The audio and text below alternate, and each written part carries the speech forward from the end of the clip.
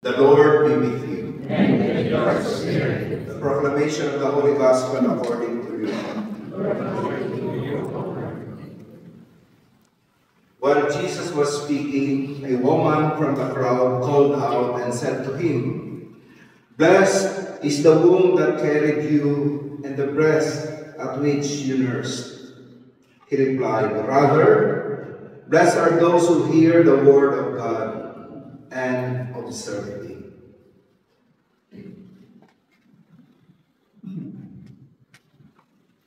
The Gospel of the Lord. Praise to you, Lord. The first reflection is, man has no ultimate satisfaction. May gumagamit pa ba ng 10 to 10? Wala na. May masal po natin, di ba? I heard kaya lady said, pwede na akong pamatay kasi nakuha ko na yung cellphone na gusto ko. And then I told her, next month, there will be another unit of cellphone. But for our Blessed Mother, for her ultimate happiness is to follow the will of God. Jesus Christ affirmed the declaration of the woman. She gave emphasis on the blood ties, but for Jesus Christ, there is another form of blessedness. Hearing and obeying the word of the Lord. If you would read the Gospel of St. Luke, there are 3 statements that are very important with regard to our Blessed Mother. Luke 1 verse 38. I am the handmaid of the Lord, be it done to me according to your word. From Nazareth to Calvary, she valued her declaration of faith.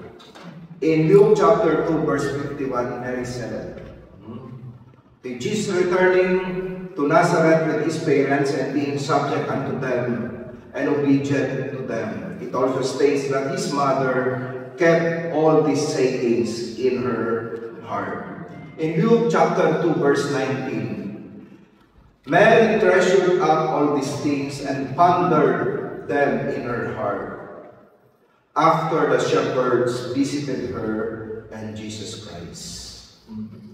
Mary focused her attention, her faith, to have a mabungang buhay, meaningful life, and not mabonggang buhay or showy life. I hope that all of us here, whether you belong to bus 1, bus 2,